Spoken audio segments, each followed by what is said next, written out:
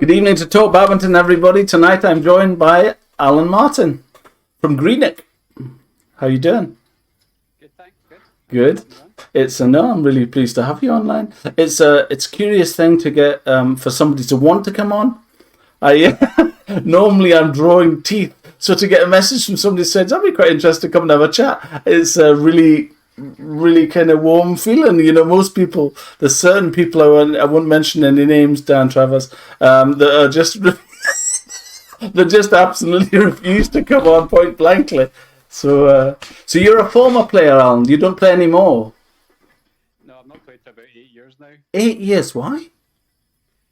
To be honest, I stopped enjoying it, and I thought at that point, if I'm not enjoying it, I don't want to keep doing it and end up really hating it.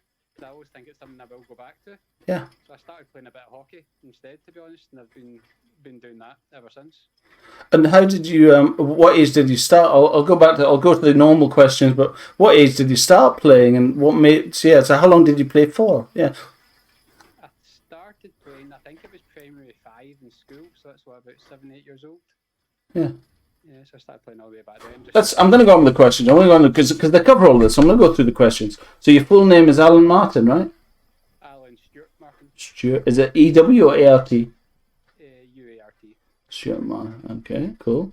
And you're from Greenock, is that right? Are you originally Greenock? Were you? Yeah. So tell me, just one last obvious question: brothers or sisters? One sister, younger. And sisters. So let's get into badminton. So you used to play P5, whatever, yeah, in Greenock. And where did you start playing? Just in the school, or was it a club, or what started you? It's probably been a local church club, I think, and a lot of the guys and girls in my class started going along to it. So it's like, is it that social thing where you want to go along to? And I remember having to wait. I think it was maybe the October I wanted to go, but there wasn't a space until Easter. Wow. So I had to actually wait. which made you want it even more. Oh, absolutely. Yeah. Was it that popular? Yeah, at that time it was really popular in Greenock, and I know when I speak to some of the older folk down there, they're going, that's nothing when you were growing up. You used to have like 4 or 5 divisions just in the Greenock district. You know, and it was all former internationalists and things in the top division. You know, there used to be quite a hotbed for badminton down there. It's incredible, isn't it? And then how long did you immediately love it, or was there somebody you went with as well, or what was that? What got you into it? Was you have a friend that was with you or something? I think there was about 9 or 10 of us in our class at school. I ended up going along, to be honest with you. So the first time I remember enjoying it was probably just hitting in the back garden, one of those wee plasticky garden sets with my mum, and I thought, I can actually make contact with this, because football was always a struggle for me, so I thought maybe the hand-eye stuff's better. Yeah. So I thought I wanted to go and give it a go, and ended up sticking to it until 8 years ago, basically, when I was 31. Brilliant. And at what stage did you get kind of serious about it? When did it stop being a kind of just a hobby, and when did you become good at it? Yeah. Probably went through a few phases, to be honest with you. Like originally, when we were getting into high school and things, we'd play. They had the local Greenock and district championships, and that was a big thing for on all the wee clubs. We'd all train for that and go and play in that, and we used to do not bad, and the schools as well. So we used to qualify through Renfrewshire schools to play in the Scottish schools, and that, to be honest, that was about it for a few years. And then when I started thinking, I want to play more at that Scottish schools level, play those guys more often. Yeah. So I started, I think it was under 17. I started working with probably my first proper coach. Yeah, who's that? And then that was Jimmy Owens. Right. Anyone who's played badminton in the last sort of 50 years in Greenock knows Jimmy Owens. Unfortunately, no longer with us, but an absolute legend of the game.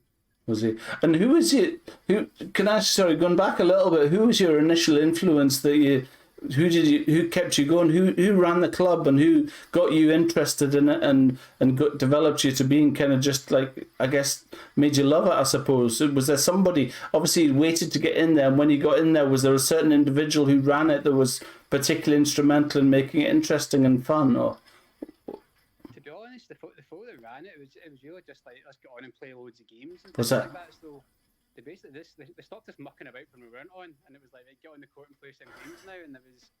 Yeah, I think just because we were there with our mates, the social thing sort of took over. Yeah.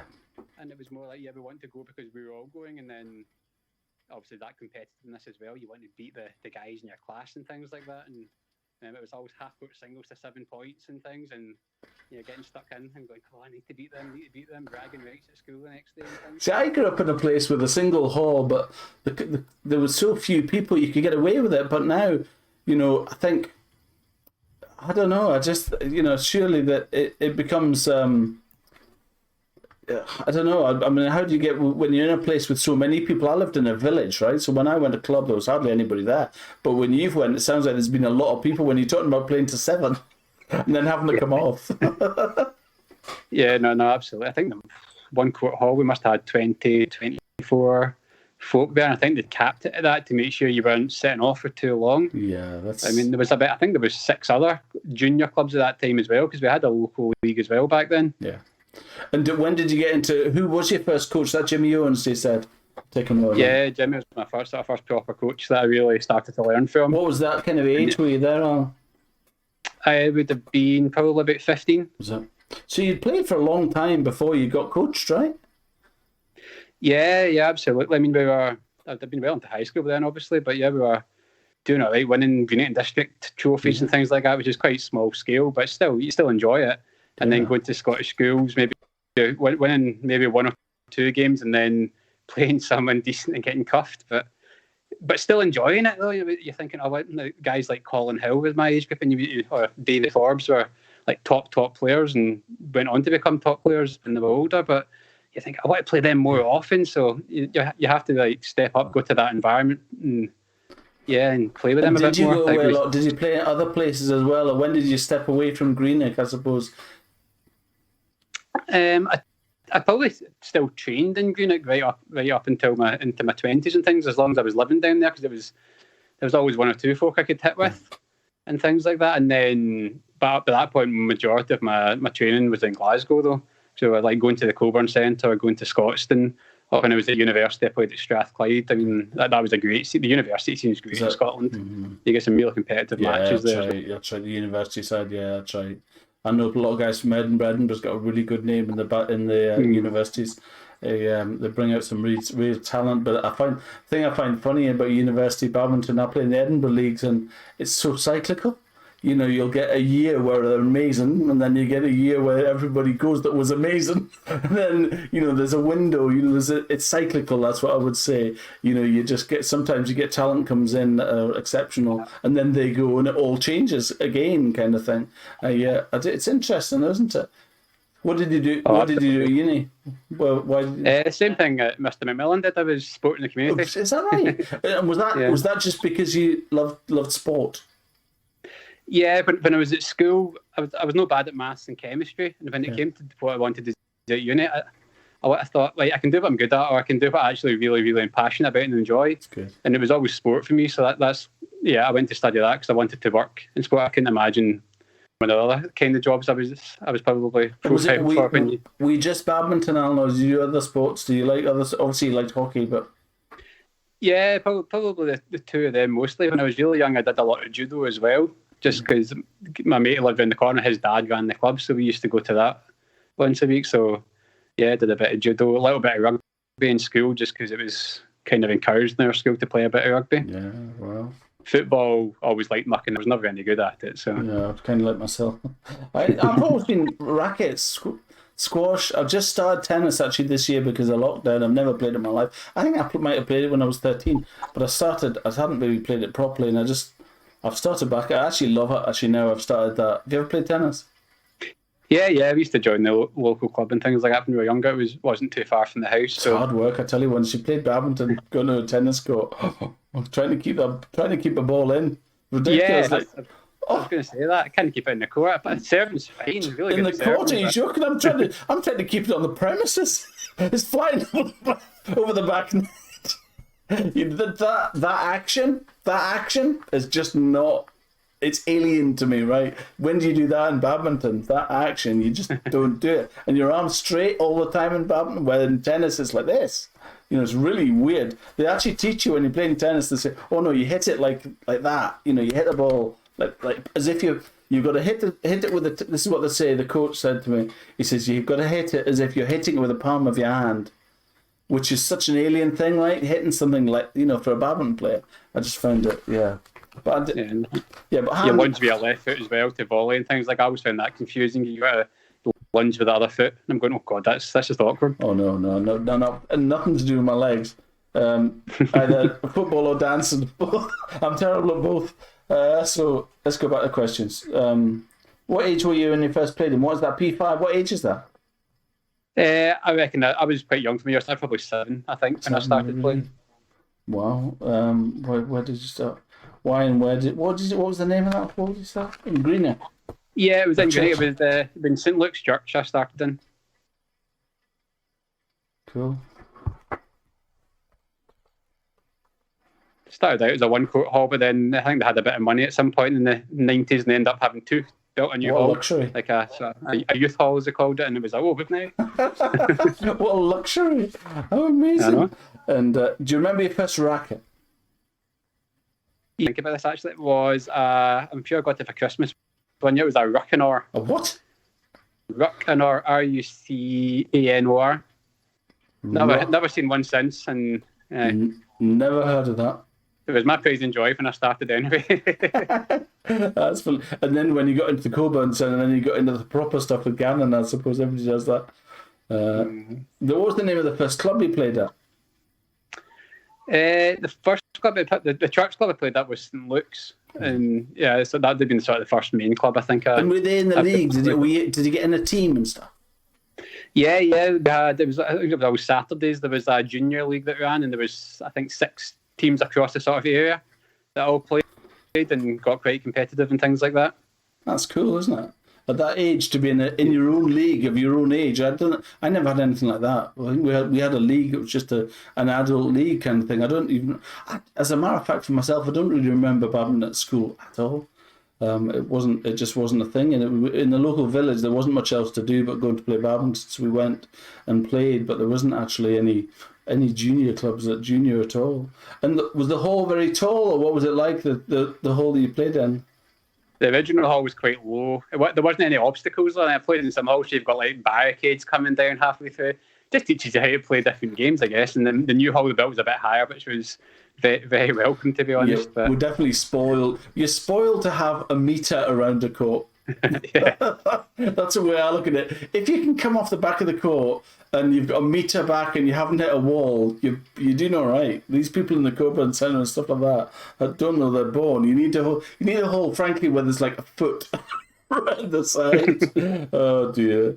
I remember playing ones with radiators overhanging the sidelines and things like that. And we had one. Yeah. We had one on the back left. I remember a certain side, the back left, there was a radiator. It was so clearly a church. And then somebody said, that's about the right size for a badminton court. And then they've drawn some lines in. There's a radiator of that, doesn't matter. Let's be honest, nobody's going to use it anyway. And then everybody starts and it becomes... do you remember how much it cost, Al? Not sure, to be honest with you. Not much. Maybe if it was 50p a week or something, you'd be able to be lucky. So. Do you remember what kind of shuttles you played with? It'd have been the plastics at that point. I think we had the cork-based ones, right enough, not the sort of like the...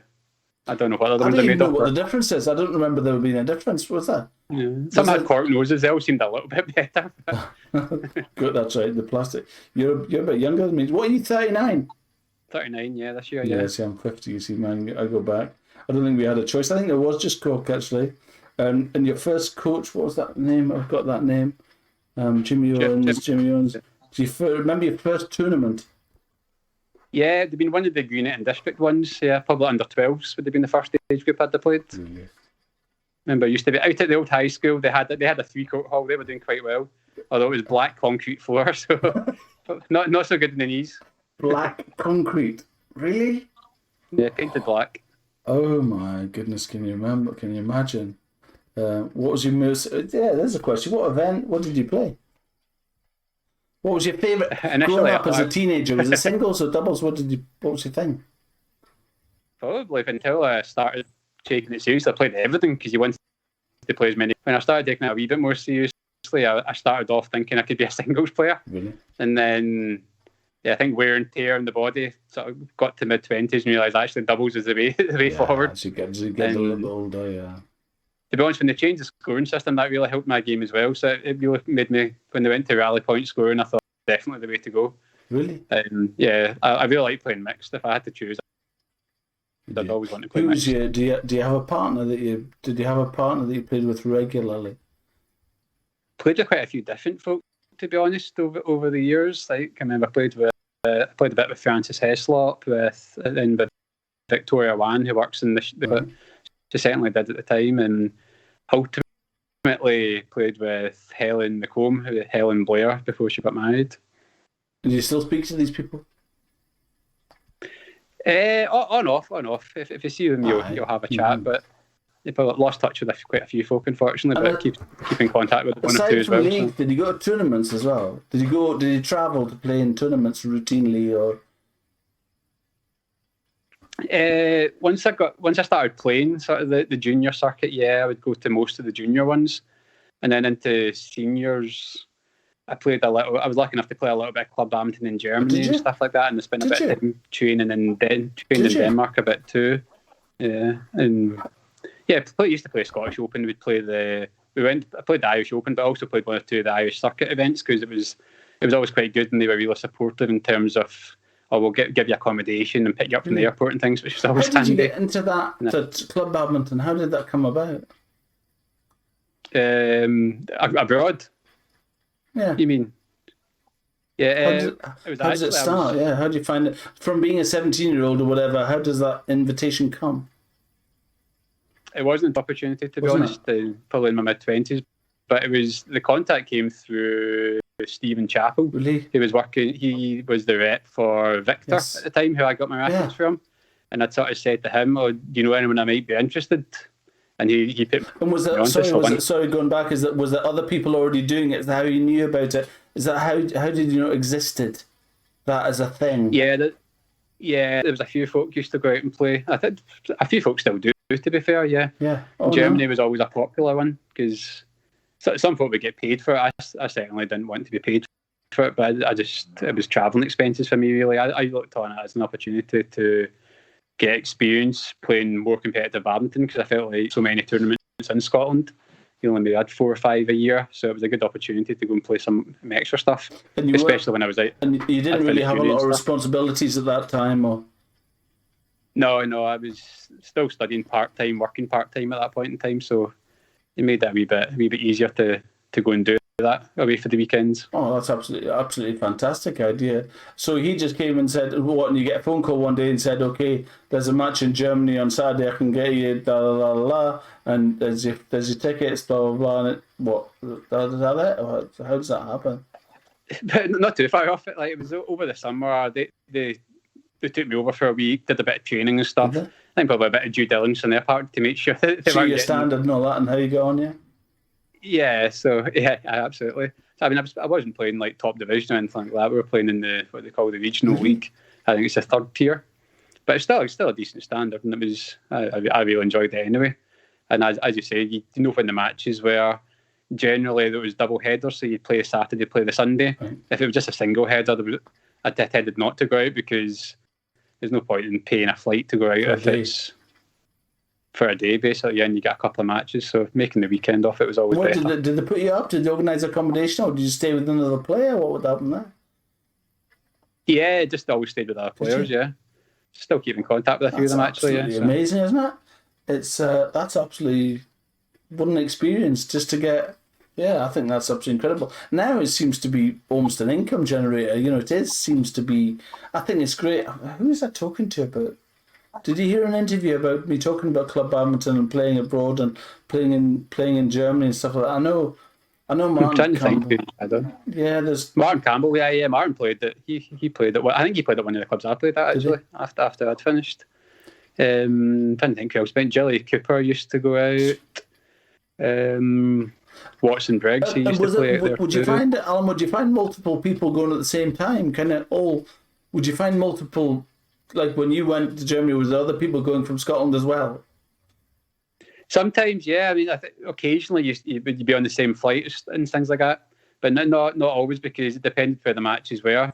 Like the two clubs I'd played for were both Hamburg based, Yeah. so it was quite easy to get in there. But a few of the folk played in Berlin and stuff like that. Or if there was away matches, you could be anywhere, down in Bremen or wherever, So it would really depend who was playing in the same location at any given time. But how did it feel? How I'm really interested in the financial side. How did it feel commercially when you went there? Was there a lot of advertising? Was there TV?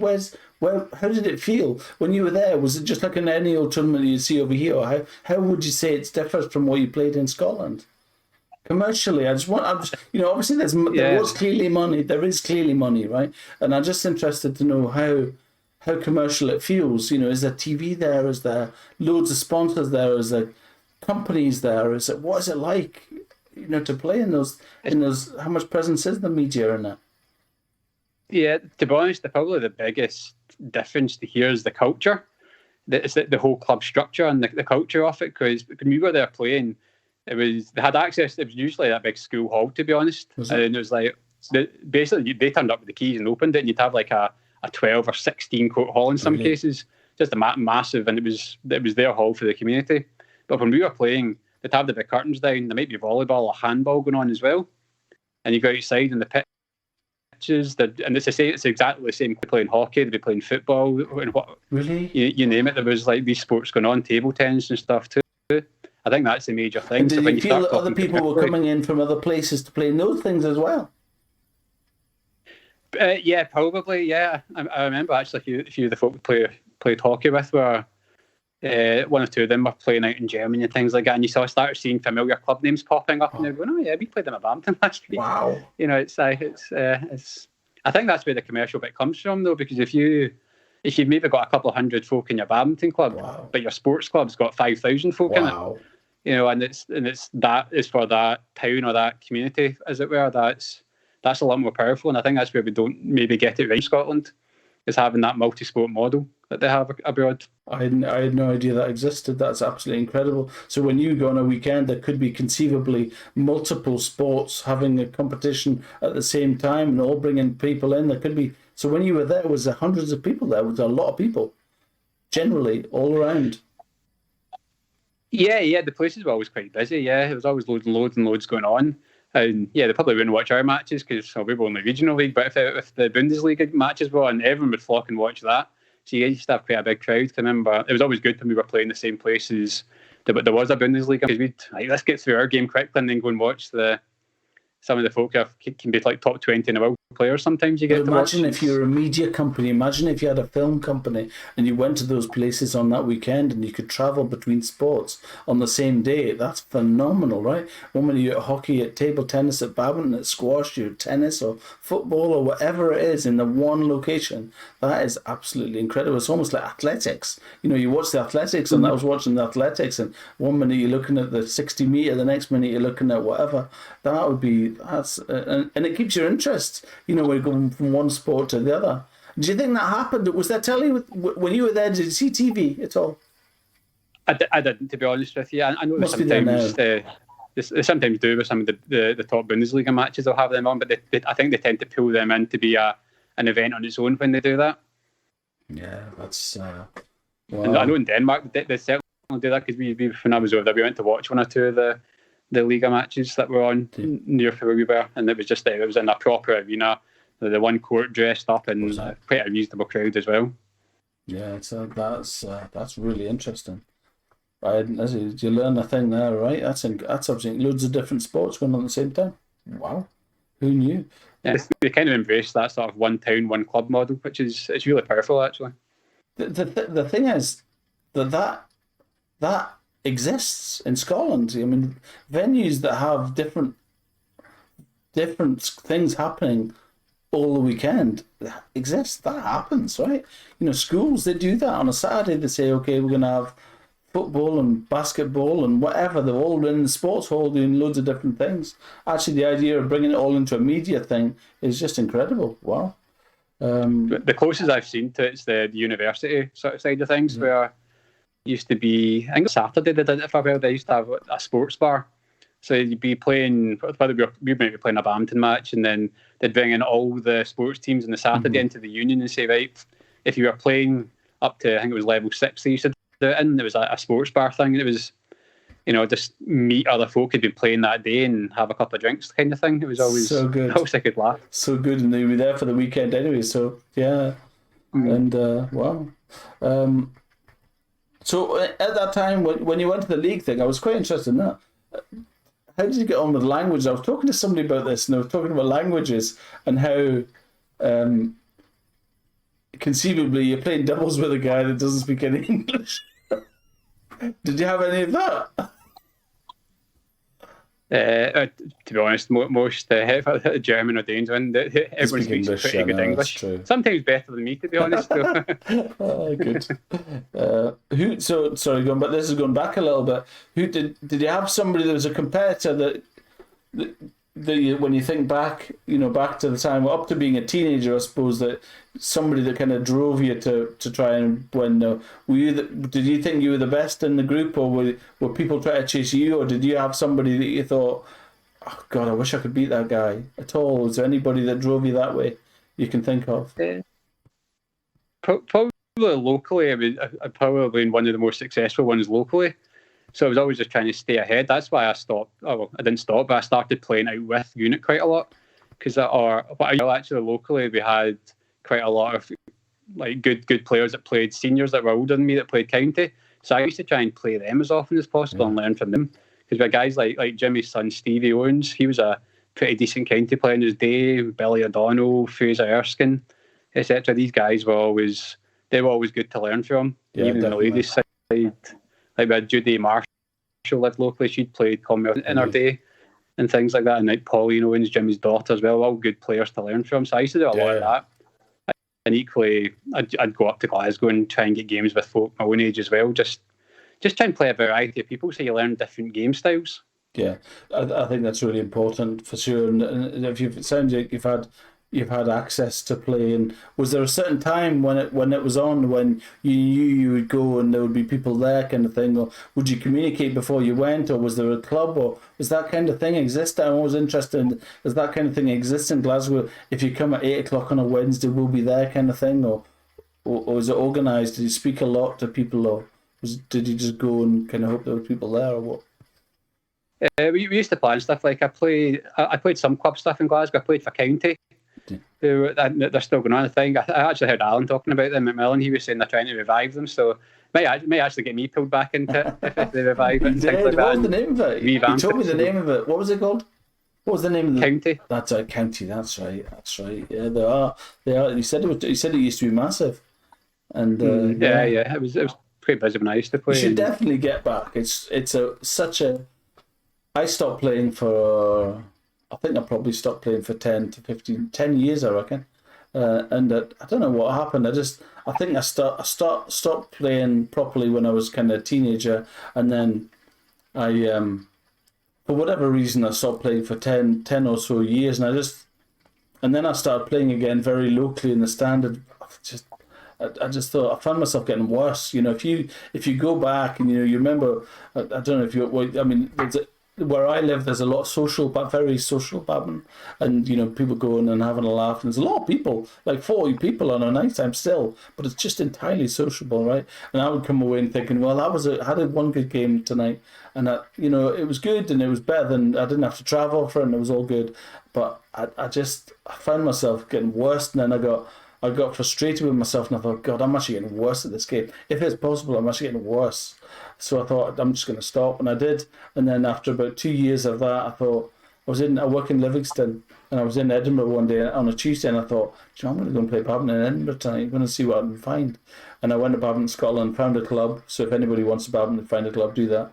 And then, and literally, I found this club at Queen Margaret University, and I went there and had an absolute ball, and never looked back. And then that drives you. You found one, and I had a great night. I remember coming out and thinking, that. You go to a club and you think, I had one good game in the whole night. In 2 hours, I had one good day. And I came away and I thought, every single game was amazing. Every one was the best I could possibly get. And I came out sweating buckets, and it was just, I was like, oh my God, this was like, and I just remembered how much I loved it. You know, that feeling, I don't know what it is about badminton. I don't know what you told me. I don't know what that is, but I just absolutely loved, pushing myself as hard as I could and making mistakes and knowing I've made mistakes. And I would lie in bed at night thinking, oh, if I hadn't done that, I can't believe I served in the net, or I can't believe that, whatever it was, kind of thing. It's quite unusual, but you should definitely, for yourself, as you get back. So when was the last time you played in clubs? What age did you stop playing properly? Like, you're 39 now. At 31, did you say? 8 years ago. Yes, I think it was at the end of that season. I think, yeah. What was the catalyst? I'm not entirely sure why. I think I just stopped enjoying it as much because we were trying to train, because you went to play tournaments. So trying to train it was like 3-4 times a week on court. Right. There was very little sort of structure stuff. You had to sort of organise it yourself week to week, and it would be groups of us getting together to play games or do some training and stuff like that. And it was getting harder and harder to pull it together. And the club was sitting there. They were doing a bit of a revamp at the time. And I knew that meant 2 structured training sessions a week and a game at the weekend. And I thought, that's probably better. And all the time you've been going coaching, it's that who was that guy that organised you when you were being coached? Do you remember who that? You remember latterly when you were playing badminton and you were being coached and they did have structure. When was the last memory you have of it being structured in badminton? Probably the county stuff. I was training with Glasgow North Strathclyde at the time, so we used to have a Monday night at the School of Sport. And then it was usually Ray Stevens that was sort of leading on that, and it was always really good sessions. He was a really, really good coach. He gets the balance right between training and games, and you've got a good group of players along. You get some decent games, but you also get some hard training. I think that was really, really positive. Why did that stop? Do you know? I'm not sure. I'm not sure if I stopped before it stopped or which way around it was. You just felt it was going down a little bit. Yeah, I just felt it. I'd always said as soon as I stop enjoying it, I'm going to need to take a break from it, because I don't want to end up hating it, as I say, it's up to. So. Well, I think that's the thing. I think I've said before that, there's so much emphasis on talent of a level at an age, and it doesn't concern me, but there definitely exists a thing now where they have talent comes in very young now, and they coach it and coach it and coach it, and they focus, and then you're either going to be a national player or you're not. So if you were going to be a national player, then you keep on, and they keep on training you and doing all the stuff.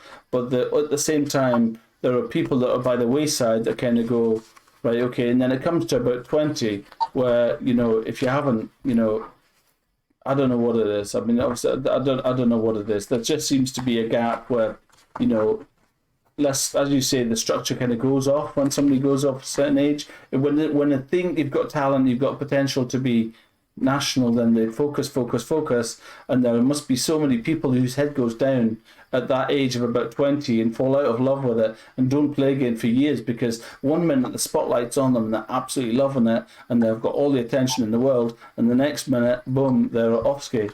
Or what time's Coach Noah's not on this week, or whatever, and it's a hard one. It is a hard one, but I would like to see, because badminton players are by no means put out to pasture in their 20s.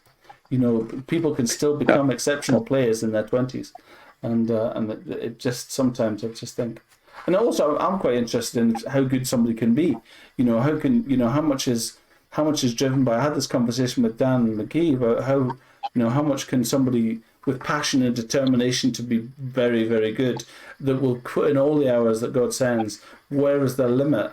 And can it be trained? If somebody is put in all of the hours that will commit themselves 100% to the sport and do whatever it takes, can they still be exceptional players? You get people that've got incredible natural talent, but there's some people that are just so focused, right?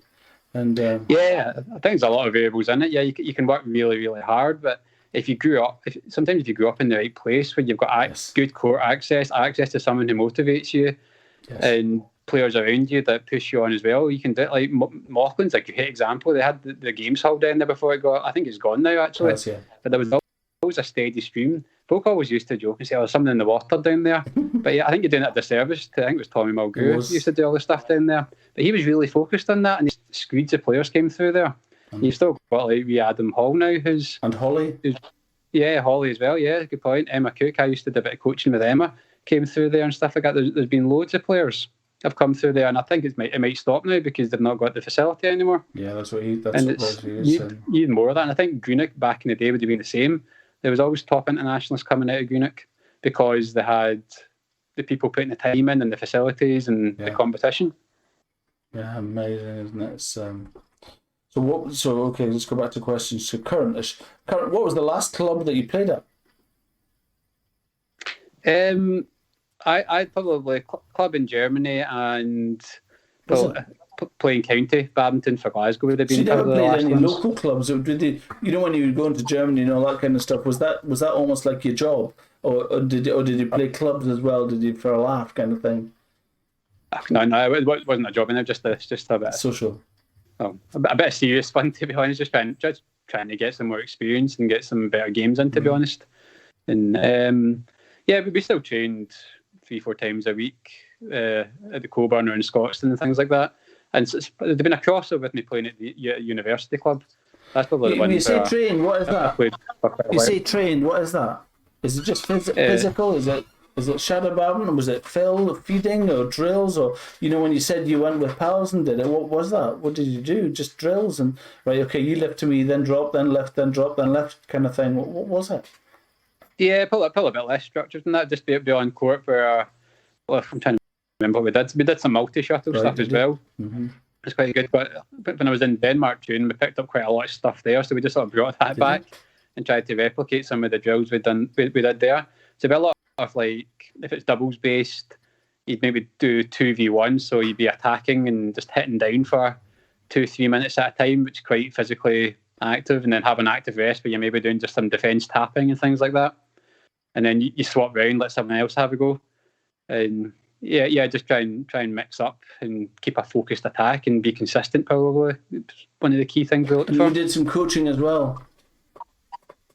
Yeah, do a bit of coaching. It was a good way to make a bit of pocket money when I was at uni and things like that. So I used to coach at the local club in Greenock, and then I did a bit of personal coaching as well for folk, but I tended not to charge for that because I felt it was a good way for me to gain some experience working with better players. So I used to quite enjoy doing that. Yeah, it sounds really good. Sounds amazing. Do you remember? So current racket. I've still got my Victor rackets from before, and Victor have this habit of trying to put as many words onto a racket as possible. So it's something like total super inside wave or something like that it's called. So how did they make that fit on the shaft? It's pretty much the full shaft. Oh, that's so funny. Do you remember who did your restringing as well? Where did you get that done as well? What string tension? It was always at the Coburn, and preferred BG80, and I think my tension was 28. That's you and me. Man after my own heart, BG80. What colour? Yellow. Yay. Who was that? Who was a yellow BG80? It was Josh McGee. He was 31 pounds of BG80 yellow always, and he plays with what was it? I think it was an Arc Saber 11 or something. No, it wasn't. Was it? No, it wasn't. No, it wasn't. No, it wasn't. It was. I can't remember. Yeah, he's. I just remember him very specifically saying always yellow. Have you got kids or that yourself? Yeah, I got 2 young kids. Have you? One's turning 3 this summer, and one was turned 1 last month. Fun! Congratulations. That's born in lockdown. Nearly. Just before it, basically. Yes, I got to meet family for like a week or a couple of weeks, and then it was right. See you in goodness knows how long. We had some catch up last summer, so it wasn't so bad. We had a bit of relaxation last summer. Yeah, hopefully we're coming out of it. This time last year, I think now on the Tuesday, All England started on the Tuesday last year. Today, like tomorrow, and I think I'm sure it was the 10th. I'm sure it was the 10th of March. Me and my brother got the train from Edinburgh to to Birmingham to the All England. And yeah, isn't that incredible? It's a year ago. And I haven't been in my office since then. I work in Livingston. And I came back and my boss said, I don't want you in the office because I reckon you could have that coronavirus thingy. That thingamajig that's coronavirus. I think they've had that. Ah, you mean ridiculous? Don't be stupid. Here we are a year later. I've never been back in the office. It's crazy how it's changed since last year. People wouldn't say it. You wouldn't have believed you if you said now people will still be on furlough and you still won't be back out as what people would term normal. But I was talking to a customer today, and I was talking to somebody. I was just talking to a customer today about seeing somebody walk past you in the supermarket, and they knock you, walking past the milk to get to you, and you look at them as if to say, "Did you just touch me?" How often does that happen? If you're walking along and somebody touches you now, you're like, "Excuse me, what? What's going on?" Somebody actually, "Excuse me, did you just touch me?" And you think about have you ever been to London? Have you ever been on the Underground? Or a train? Have you been on a bus where you've had to stand up? The idea of living like that, again, is just, I find incredible. Absolutely incredible. It'll be interesting to see what it looks like when we do come out of it. I mean, it'll be interesting for sport as well. I mean, I work in sport, and it's really interesting to see what's club life going to look like after that. I think clubs will need to pivot a lot and adapt to how it's going to be. I mean, facility-wise, certainly, because I think a lot of facilities that you had previously, you might not, costs might increase, etc. So I think it'll be really interesting to see where club sport lies at the end of this. I know. You think about buses, standing room only. When do you see that on a bus? Standing room only. You can't. There's no seats. There was no seats on the bus. That can't happen anymore. That can't happen. And it's that kind of thing where changing rooms. How many people can be in a changing room? What do you do now, Alan? What do you do? You work in sport? I work for Scottish Archery, so I'm pathways manager at Archery. Oh, is that right? Archery. Have you ever heard of a thing called the Royal Company of Archers? Yeah. They've got a charitable trust with a wee bit of work with them. Well, they're in Edinburgh, and the chap that was the chair of that is a guy called David Younger. His wife's a Conservative MP. I don't know if he's still around. He's quite an old guy. But they've got a place in the middle of Edinburgh, Royal Company of Archers. That's right. It's a charitable, and they used to protect the Queen when she was in residence in what do you call it, in Holyrood. So every year when the Queen comes to visit and she takes that drive up the cobbles, up the Royal Mile to the castle, wherever she does that, there's the Royal Company of Archers, and of course lately they became very, very old, and and they like literally had Robin Hood outfits on, the hats and all that stuff, but they were like 90 walking up the street in front of the Queen. The Royal Company of Archers, that's right. Archery. Yeah, that's interesting. Do you play, lad? Are you an archer? No, trying and avoid. I think it's a good thing. In small sports, if you don't play it when you work in it, you get less involved with the politics. That's true. Yeah, that was like Allen and Bowles, I suppose, isn't it? Yeah, absolutely. Interesting. Do you have? So, where would you go now? If you want to go back to play, where would you play? Would you go back to the county thing? Is that where you'd go? Do you think? Yeah, I'd see if how many folk they had, if they had any space in the club, etc. Yeah, I played a little bit down in Ayrshire as well with Rongan and Torrance and folk like that. I mean, so I could possibly go back down there to get games as well. I live in East Kilbride now, so it's kind of in between. It's just off the M77. You must know Willie Hislop, do you? Actually, I know who he is, only because a couple of years ago I bumped into Keith Turnbull in Next when I was shopping. You can't miss Keith if you bump into him, so he's about 6'7", and he said, "Oh, we're having a game session for a Lanarkshire squad next week. You should come along." Yes. So I was like, "I've not lifted my rackets in ages," so I thought, you know what, I'll go along. Big Willie was there. He was one of the guys that was long playing, so yeah, I don't know who you mean. Yeah, he's a nice player. He's from Carluke. He was one of the first people I interviewed. It's quite an interesting interview of his. Carluke. Again, another example of a tiny community that love badminton. You know, just straight from school and played for hours every week. Anytime he could play badminton, he would go and play badminton. Do another one of these kind of things. Yeah. And do you think what were you like as a competitor? Did you get quite aggressive on court? Or were you quite relaxed? You seem like quite a relaxed person. Yeah, probably too relaxed Quite sometimes. calm. To, Oh, to be really? honest with you, I don't agree. I don't think you can ever be too like. I'm quite the opposite. It's when I was struggling, when I was feeling aggressive, you knew it, kind of thing. And I'm sure people play on that. And I've tried to train it out of myself, but I just can't do it. I just can't help but getting really het up. You know, you always want to be that guy that people would think, God, that guy's not bothered at all. And I bet you're that guy. You're I've got a little bit. I always tried to work on that, the psychological side. But I did say Alan McMillan was a bit of a mentor for me. I always looked up to him. Yeah. So I always loved the way he could just switch it on, switch it off when he needed to. Using the way he could have that sort of change, be dead aggressive for a few points, but not let it affect your game. Yeah. I always find someone got into my head, I was probably done. To be honest with you, I probably beat myself before most people beat me. Yeah, I feel the same. There was a thing that Dan McGee, he was just last Sunday or Sunday before last. They had a sports psychologist going in, and they had a webinar about psychology of sport and the effects of psychology of money and external pressures of life on court.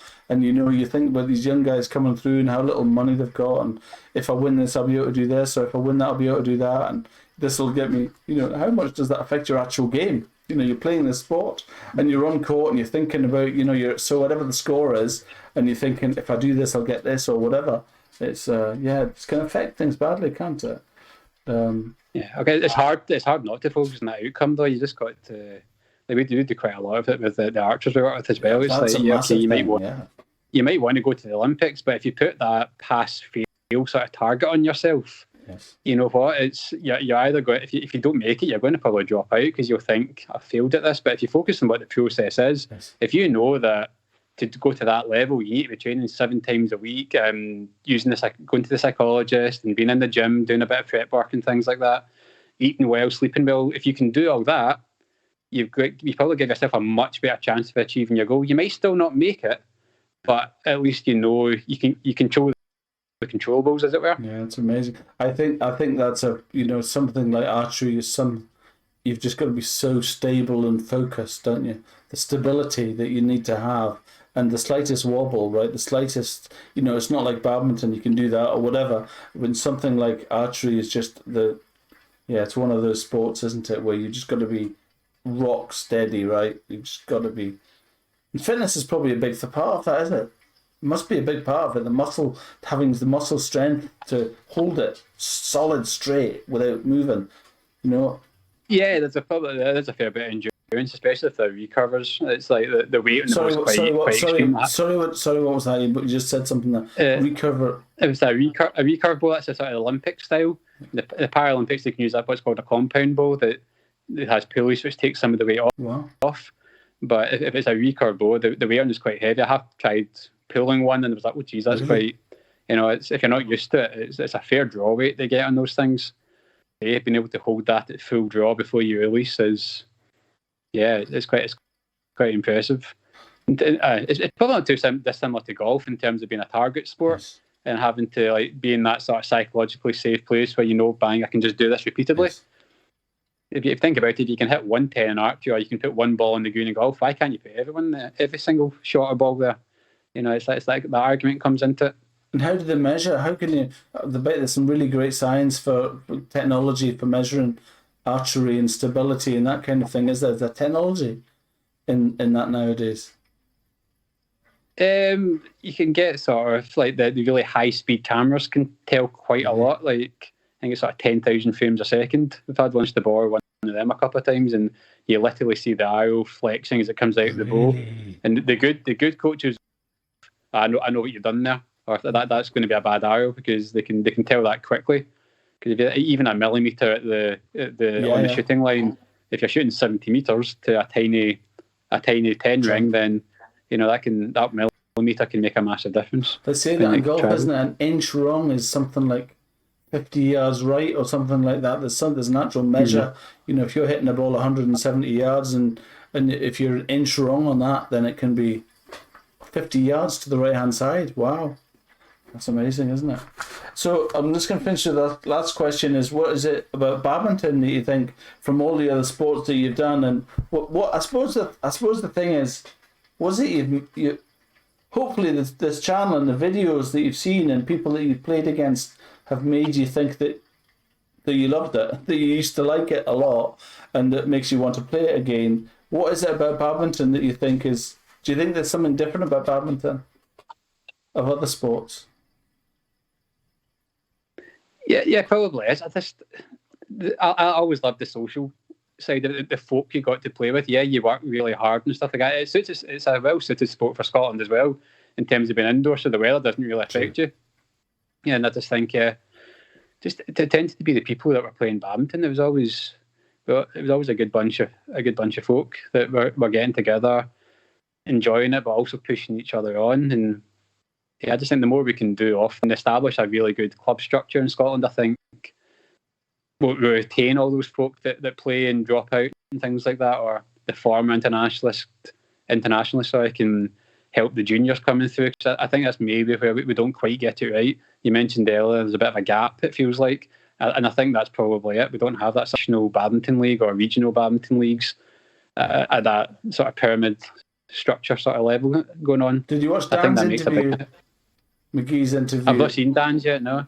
He talks a lot about we talk a lot about the structure in Ireland, and the structure from everything from junior right up to vets, up to masters, and they actually have a division. They have a grading system for players of all ages up to A to H, and they'll say, okay, you're an H now. Let's just focus on trying to make you a G. And gradually and literally from all ages, and just watch that. I'll just recommend you watch that, because he talks about the structure in Ireland and about how they're going county to county, how they bring people in, how they give people an opportunity to come play in the national stadium in Dublin, and like they come with a they have competitions so that the H's play against the H's from all the different counties, and they compete to become the best in that area. And then they have a competition in the middle of Dublin, and they go and play with a rubber mat, with a umpire, proper, right? Imagine that experience for people of all standards, and that's just what it is to me. It's just grading everybody so that everybody has their own personal measure. Even in club players, everybody can have their own measure and say, okay, I'm a such and such. And then once you've graded everybody, then you can say, let's get all the H's together, all the G's together, all the I's together, and everybody competes, and then it becomes everybody's trying to get better. I just think it was inspirational, to be honest with you. Good. Yeah, I love stuff like that. I think it's really good. I think when it was in Denmark as well, they thought I had graded events as well, where you'd enter at your standard, but I guess it's having that baseline where you've got the big group of players to dissect up that way. So I guess once you have the clubs, you get people into the clubs, then you can do it. You need somebody to compete, as you say, and that's probably a really good way of getting folk to compete. Definitely. Good, Alan. It's been lovely to meet you. Thank you very much for your time. That was great, and we shall speak again. And thank you. Have a good night. Yeah, thank you very much. Cheers. Thank you. Bye bye.